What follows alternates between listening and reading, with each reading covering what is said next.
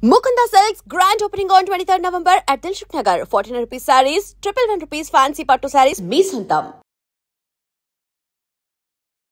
Yes. Sir, almost ఎన్ని serials finish అయ్యాయి sir? ఎన్ని ఎపిసోడ్స్? ఎన్ని సీరియల్స్? సీరియల్స్ అయితే ఇప్పటికి ఒక 45 చేసి ఉంటానండి. 45. అందులో 18 హీరోగా చేశాను. ఒక 12 క్యారెక్టర్ ఆర్టిస్ట్గా చేశాను. ఒక 5-6 విలన్గా చేశాను. ఒక 9 గెస్ట్ అంటే ఒక 15 ఎపిసోడ్లు, 9 ఎపిసోడ్లు అలా ఒక 9 చేస్తుంటాం. అన్ని కలిపి ఒక 45 సీరియల్స్ అండి. 45 సీరియల్స్. ఇప్పటికి ఒక 18,000 ఎపిసోడ్ల పైన యాక్ట్ చేస్తాం. 18,000 పైన. అంటే కిట్టిగాడితో స్టార్ట్ చేసి 1990 నా డెబ్యూ దూరదర్శన్లో కిట్టిగాడి అనే సీరియల్. ఓకే.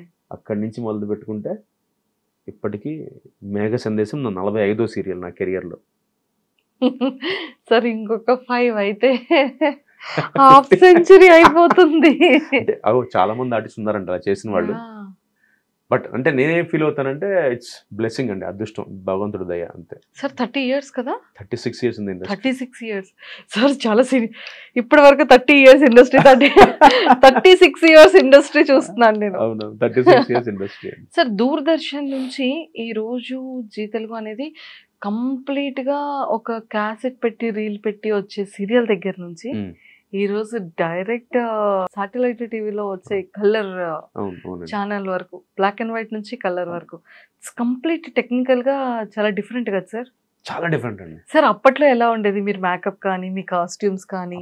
బాగుండేదండి. అంటే ఇప్పుడంతా అంటే టెక్నాలజీ అంటాం కానీ ఇట్స్ అంత they making it very fast అండి, చాలా ఫాస్ట్ చేసేస్తున్నా. అంటే నేను మీకు అప్పుడు నేను కిట్టిగాడు చేసినప్పుడు 1990 అండి. నా 45 years old. 90 అంటే 10 ఏళ్ళు అప్పుడు నాకు, 35 years బ్యాక్. చైల్డ్ ఆర్టిస్ట్ నాది కిట్టిగాడు అనే సీరియల్. అప్పుడు చాలా పెద్ద హిట్. ఇప్పటికీ చాలా మందికి నేను అంటే నా ఏజ్ గ్రూప్ వాళ్ళకి కిట్టిగాడు అంటారు. అంటే ఆ డైరెక్టర్ అనిల్ రావిపూడి గారు కానీ, డైరెక్టర్ త్రివిక్రమ్ శ్రీనివాస్ గారు కానీ, వీళ్ళందరికీ దే యూజ్డ్ టు వాచ్ కిట్టిగాడు. అలా తెలిసిన వాళ్ళకి బాగా తెలుసు. అదే కిట్టు, కౌశిక్ అంటారు, కిట్టు అంటారు. సో అంత అప్పట్లో మనకి శాటిలైట్ టీవీ దూరదర్శన్ ఒకటే కదా. సో ఆ సీరియల్ని బాగా చూసారండి. సో ఆ కిట్టిగాడు అప్పుడు మేము ఎలా ఉందంటే మాకు అది ఎంత వీక్లీ వచ్చేది, ప్రతి సోమవారం వచ్చేది. ఇప్పుడు ఇవాళ ప్రొడ్యూసర్ అండి టెలివిజన్ సీరియల్లో రోజుకి 3 episodes షూట్ చేస్తున్నాం. ఇవాళ మేము 2 to 3 episodes రోజుకి షూట్ చేస్తున్నాం ఇవాళ లొకేషన్లో.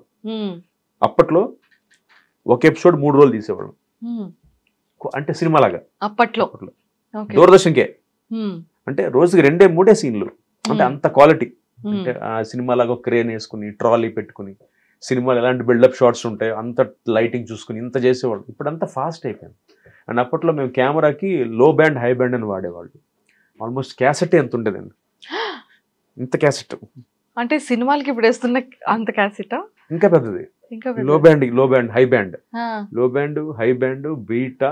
ఇప్పుడు మెమరీ కార్డ్కి వచ్చాం, చిప్పుకొచ్చేస్తాం. అండ్ అప్పుడు డబ్బింగ్ లూప్ లో ఉండేది. ఇప్పుడు మీరు నేను యాక్ట్ చేస్తుంటే మన ఇద్దరం పక్క కూర్చొని డబ్బింగ్ చెప్పాలి. అప్పుడు ట్రాక్స్ లేవు. సో నేను తప్పు చెప్తే మళ్ళీ 1 more మళ్ళీ మీది. సో ఆ లూప్ మొత్తం ఫినిష్ అవ్వాలి. ఆ లూప్ లో డబ్బింగ్ చెప్పిన రోజులు నేను. ఇప్పుడు హ్యాపీగా ఇంట్లో కూడా డబ్బింగ్ పంపించేస్తారు, ఈమెయిల్ చేసేస్తాను ట్రాక్. అంటే టెక్నాలజీ ఇస్ గుడ్ అండి, కాకపోతే అప్డేషన్ మంచిదే. కాకపోతే ఏంటంటే ఈ రోజు నేను అబ్జర్వ్ చేసింది, ఇప్పుడు వస్తున్న జనరేషన్ కి క్రెడిబిలిటీ లేదండి, డెడికేషన్ లేదు. అంటే నమ్మరు, అది నేను గొప్పగా చెప్పను. ఇవాళకి నేను నా సీరియల్ షూటింగ్కి వెళ్తే, ఇవాళ ఎగ్జాంపుల్ నేను మీకు టైం చెప్పా 10:30 అని, 10:45 10:40కి వచ్చేసి. అది అలవాటు నాకు. అంటే చెప్పిన టైం కూడా ఒక 5 minutes ముందు ఉండాలి. అంటే వేరేగా కాదు, అంటే అది అలవాటు అయిపోయింది.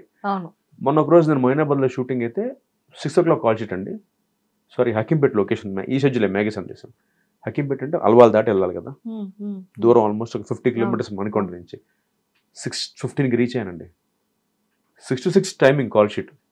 6 and 6 స్టార్ట్ అవుతుంది, ఎలాగో 7 అవుతుంది. అంటే అందరు వచ్చి దింపుకుని రెడీ అయ్యి 7 అవుతుంది. నా బాధ ఏంటి, నాకు చెప్పడం 6 o'clock, పావు గంట లేట్ వెళ్ళానని అందరికీ సారీ చెప్పారు. వాళ్ళందరూ షాకు. సారీ ఏంటన్నా అంటే సారీ లేట్. అది ఆ భయం ఉంటుంది లోపల. నా భయం ఇంకా నాకు అన్నం పెడుతుంది నా ఫీలింగ్ అండి. అంటే 6ంటికి వెళ్ళాల్సింది 6:15కి వెళ్ళానని దిగి కో డైరెక్టర్కి, మేనేజర్కి, డైరెక్టర్కి, అసిస్టెంట్ డైరెక్టర్కి సారీ తమ్ముడు ఏమనుకోదు, అయ్యో అన్న మీరు నేను వెళ్ళకపోయినా అడిగేవాడు లేడు ఫస్ట్ పాయింట్. అవును, నేను 7కి అడిగేవాడు లేడు. అవును, అంటే నేను సంపాదించుకున్న స్థాయికి టీవీలో కౌశిక్ గారు లేట్ వచ్చారు, వేరేది పెట్టుకోండి అంటారు.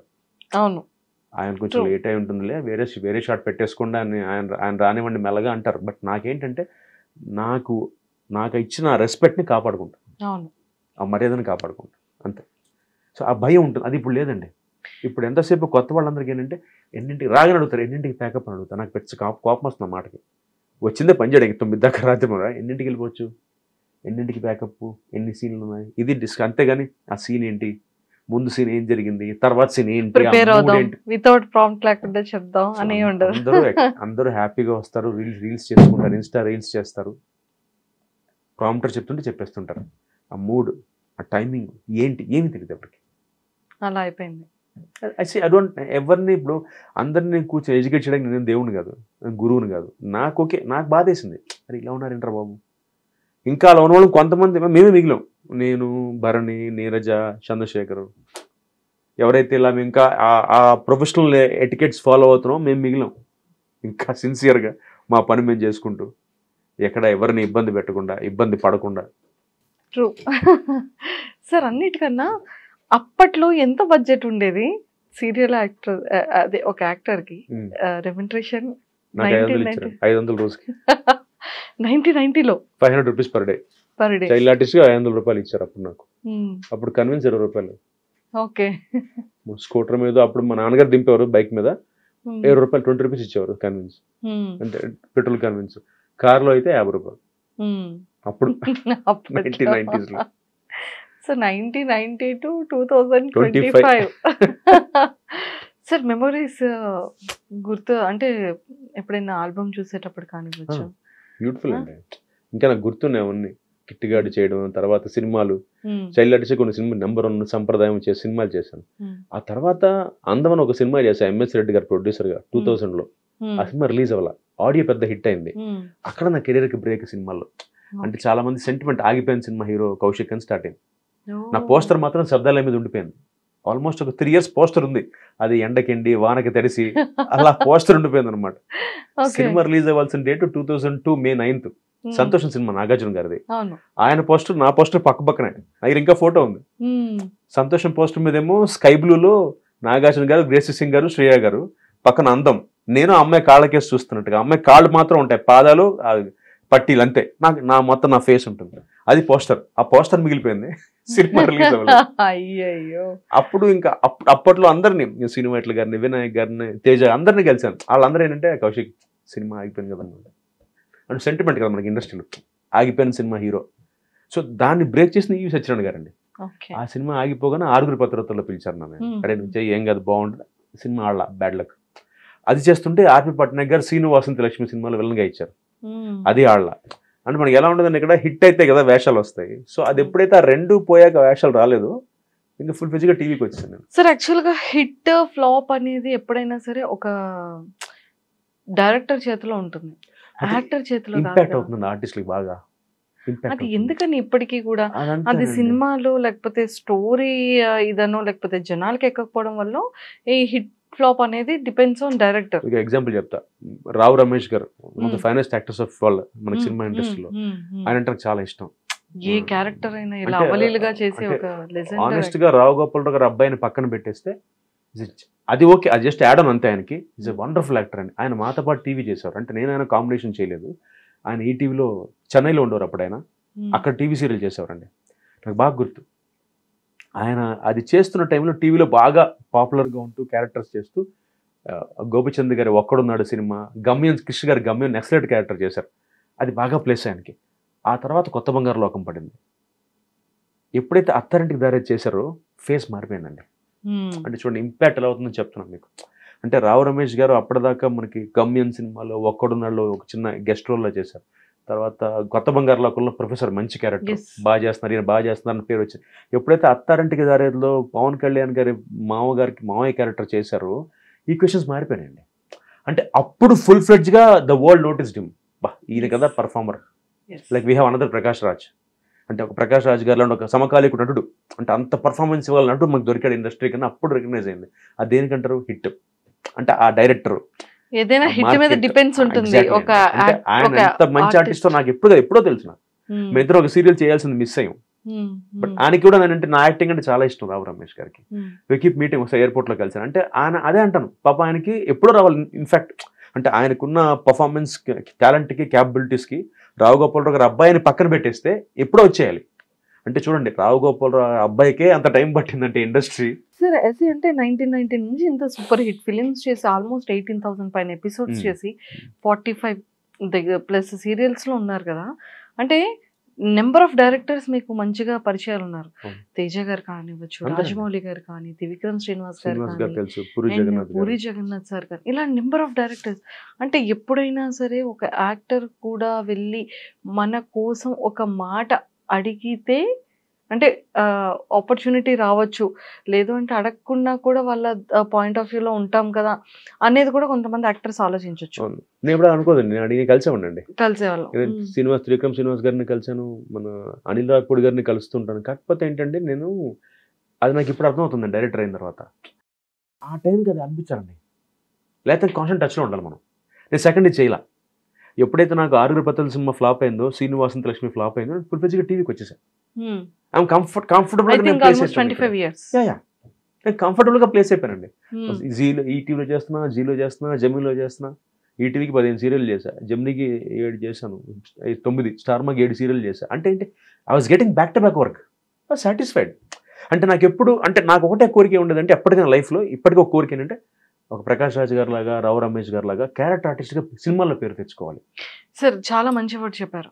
అంటే ప్రతి ఒక్క సీనియర్ యాక్టర్కి కూడా ఒక సినిమాలో ఒక మంచి క్యారెక్టర్ పడాలి అనేది ప్రతి ఒక్కరికి ఉండే ఒక పెద్ద పెయిన్ ఉంటుంది కదా. అది ఇష్టం, పెయిన్ అన్నీ ఉంటాయి.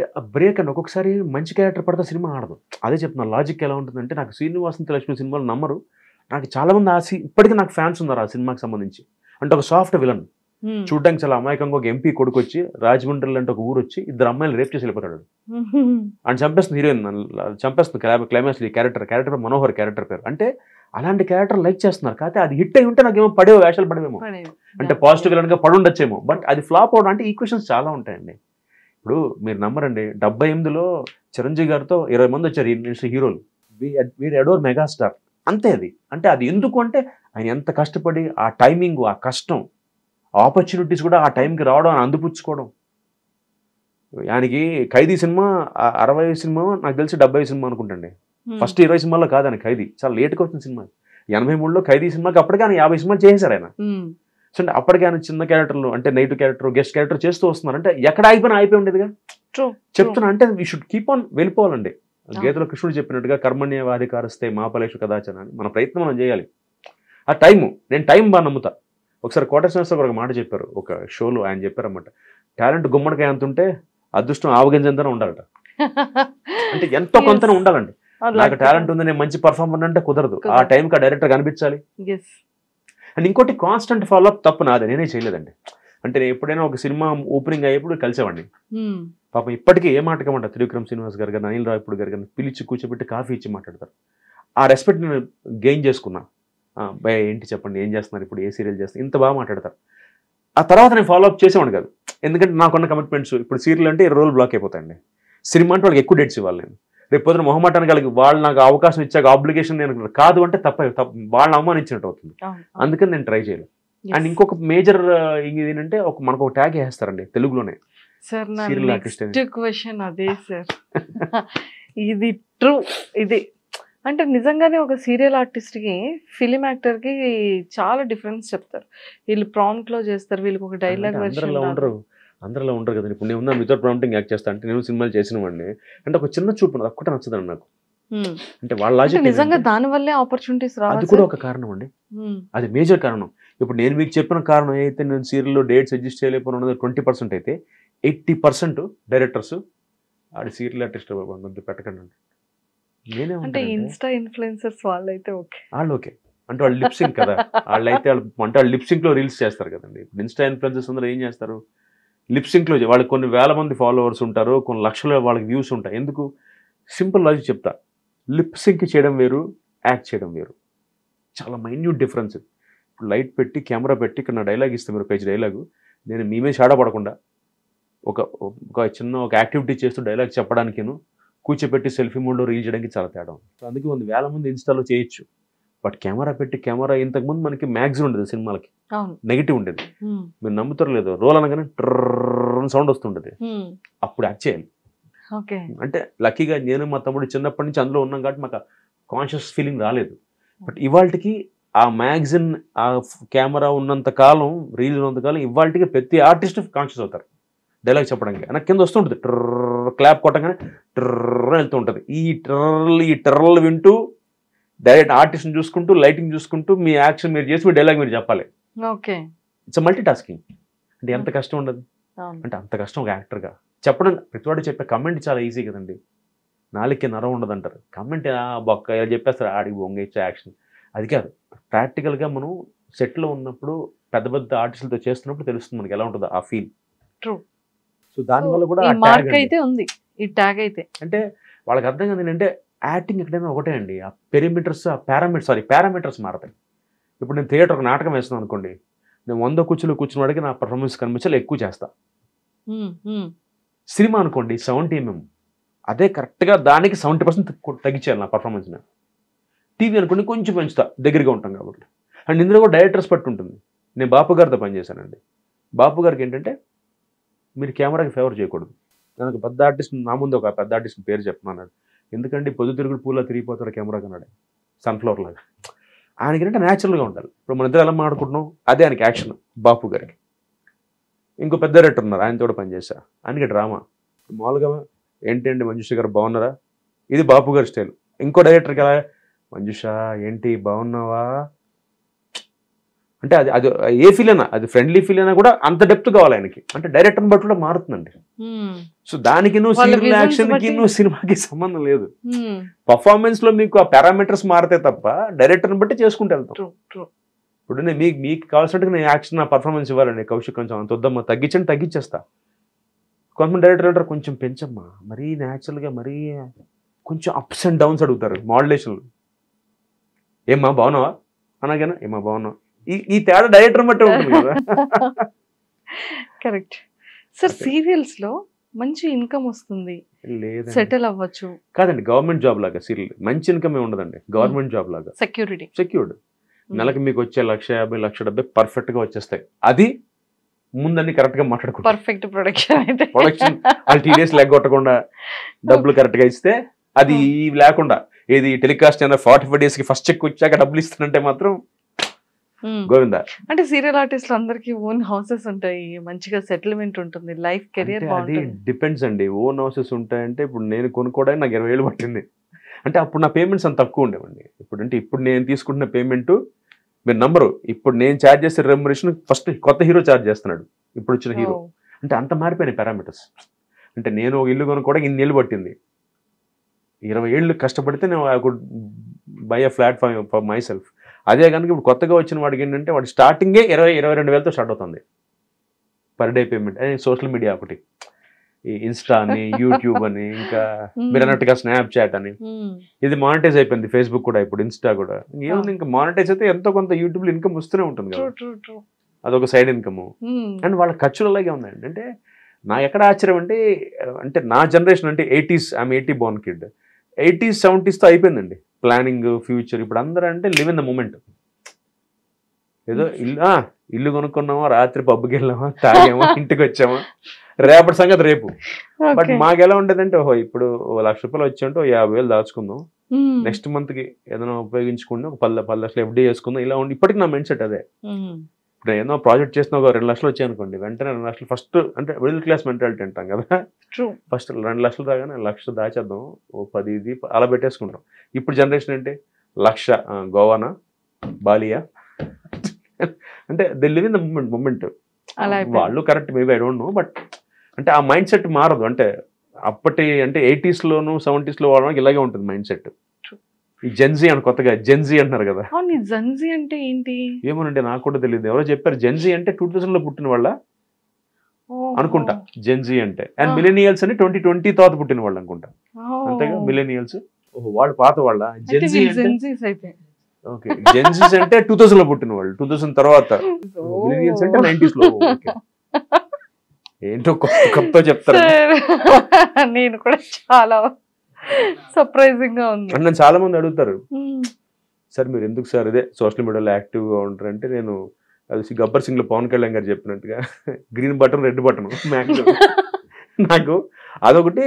ఎప్పుడైనా నా బ్యాంక్స్ ఈ యాప్స్ ఉంటాయి, బ్యాంక్ యాప్స్, వాటికి అండ్ ఏదైనా నేను చాలా రేర్ ఫోటోలు దిగడం కూడా. అంటే యాక్టర్ ఏమిటి నాకు అసలు ఇష్టం ఉంటుంది ఫోటో, అంటే మెమరీ కోసం దిగుతా అంతే. అంటే చాలా మంది లాగా ఒకే పోజ్లో 15 సార్లు సెల్ఫీ క్లిక్ చేసుకోండి నేను. సో అలా నాటి వాడికి అసలు వేస్ట్. అంటే బేసిక్గా అదే అండి మ్యాటర్. అయ్యో, ఎందుకంటే ఇప్పుడు ఎవడన్నా టెక్నాలజీ వాడతాడు, నన్ను వాడను. ఇష్టం ఉంటుంది బేసిక్గా. నాకేంటి వీడియో గేమ్లు ఆడంటే అబ్బాయిలందరూ అలా ఉండాలని లేదు. సో నాకు కార్స్ ఇష్టం, ఐ లైక్ పర్ఫ్యూమ్స్. అలా కొంతమందికి ఒక ఫ్యాసినేషన్ ఉంటుంది. మా తమ్ముడికి వీడియో గేమ్స్ ఇష్టం. ఇప్పుడు పబ్జీ కల్చర్ వచ్చిన తర్వాత ఇప్పుడు మా అబ్బాయి ఆడేస్తున్నాడు. అదే నాకు భయం ఏంటంటే వీళ్ళు ఎంగ్రోస్ అయిపోతారు దాంట్లో. ఇప్పుడు మా తమ్ముడు కూతురు ఉందండి, 7 years old, వరేణ్య దాని పేరు, పెద్దది. అది మా అబ్బాయితో ఆడుతుంటుంది. మా ఇద్దరం పక్క బిల్డింగ్ లో ఉంటాం, ఫ్లాట్స్ లో ఉంటాం, నేను మా తమ్ముడు. వీడు ల్యాప్టాప్, అది ల్యాప్టాప్. వీడు ఇక్కడ ల్యాప్టాప్ నుంచి మాట్లాడుతున్నాడు దాంతో, రైట్ గా లెఫ్ట్ గా. అంటే ఏం చేస్తామంటే దాంతో ఆడతాం. కల్చర్కి వచ్చి ఇలాగే ఆడాలన్నాడు. వీడి ల్యాప్టాప్, వీడు దాని ల్యాప్టాప్లో అది గేమ్స్ ఉంటాయి, వాడుకుంటారు. అది నేను బేసిక్గా అసలు అంటే ఈ గ్యాడ్జెట్స్ కానీ ఈ గేమ్స్ కానీ I prefer playing badminton, table tennis. కొంచెం ఫిజికల్గా స్వెట్టి గేమ్స్ ఇష్టం. స్వెట్ అయ్యి మనకు బాడీ కొంచెం ఉపయోగించే గేమ్స్ ఇష్టం. ఇంట్లో కూర్చొని వర్చువల్గా అసలు నచ్చదు. And for more videos, please subscribe to iDream. Please subscribe to iDream. Please subscribe iDream. And please subscribe to iDream. For more videos, subscribe to iDream. please like, share and subscribe to the channel. Congratulations, iDream. Subscribe to iDream. Subscribe to iDream. So subscribe to iDream Media. iDream team andarki huge congratulations. Please subscribe iDream Media. Please subscribe to iDream. Subscribe iDream. Please subscribe to iDream. iDream అంటే నా కళల ఛానల్ను subscribe చేసుకున్న నోరు తిరుగుతలేదు, మీరైతే గంట గుర్తు కొట్టండి. For more such videos, please subscribe to iDream. Subscribe to iDream. Please subscribe to iDream. Please subscribe iDream Media. Please do subscribe to iDream. Please subscribe to iDream Media. For best entertainment and information, please subscribe iDream. And don't forget to